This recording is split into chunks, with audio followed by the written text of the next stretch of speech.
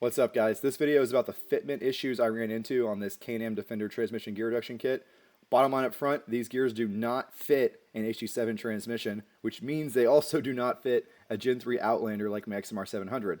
So I'm making this video to hopefully prevent people from buying these gears, tearing their bike apart, to find out the gears don't fit. Because it was a really frustrating, long, drawn-out process for me to get to the bottom of this, because Super ATV's customer service is just crap.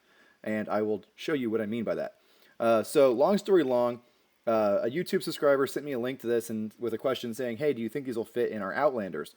And I said, oh, that's interesting. Let me take a look. So if you scroll down here, it says it fits the HD7 Defender. The HD7 Defender uses the same engine and transmission as the Outlander Gen 3 platform, like my XMR 700. I made a video previously swapping HD7 gears into my XMR 700 for a small gear reduction. Very cool, but what would be even cooler is to get a 30% gear reduction. This comes in at 10, 20, and 30, which is pretty excellent. And I went through and did the tooth counts and all that stuff. It's on the Patreon page and actually calculated the reduction, and it's a true 30% reduction. So that is pretty sweet. Unfortunately, they were listed wrong. They do not fit the HD7. And let me show you how I had to figure that out. So first thing I did was try to look at the installation instructions. That usually gives you some more insight into where the gears are installed into the transmission, because I wanted to verify that these gears would fit my application before I ordered them. Because I was a little suspicious, because I know the HD7 and HD8 are very different transmissions, so I was like, how does the same gear fit both? Maybe they made it work. I don't know how they did it, but let's see the instructions. Well, the instructions are missing from the website. There's no link.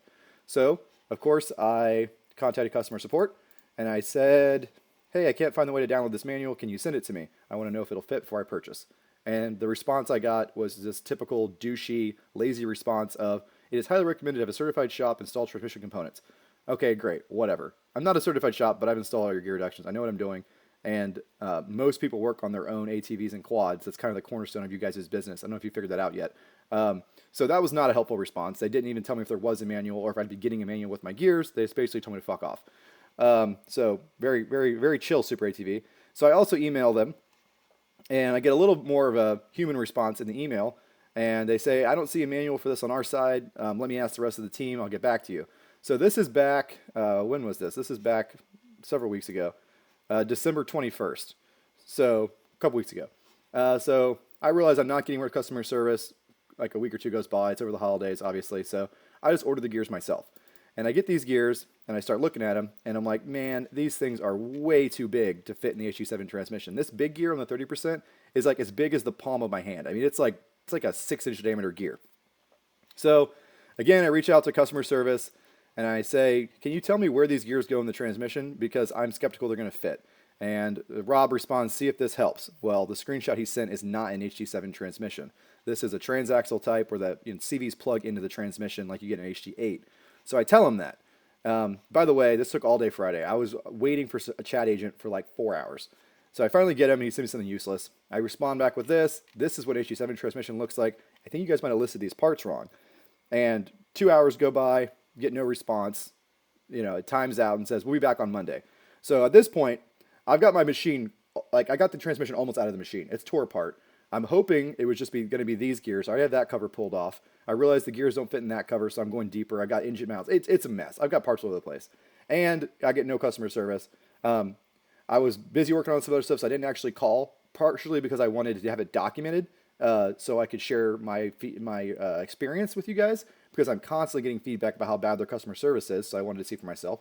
But anyway, yeah, I wanted to ride on Sunday, so I spent a good chunk of time Saturday putting my machine back together. And then today, I'm thinking, okay, let's get them on the phone, see what's going on. You know, maybe they figure something out over the weekend. I go look at the website, and I realize they have removed HD7 from the fitment list. You cheeky fuckers.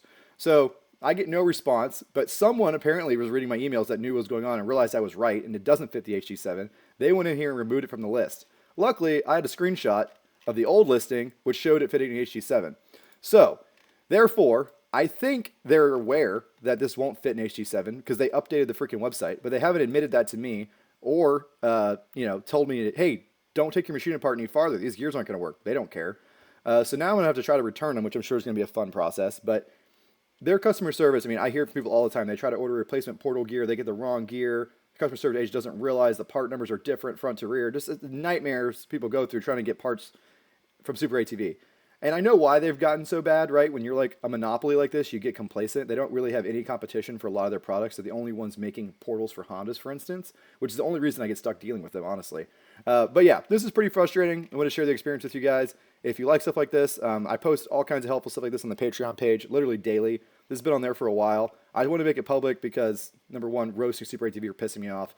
And number two, maybe they'll see this and they'll clean up their act and we'll get some better product support in the future.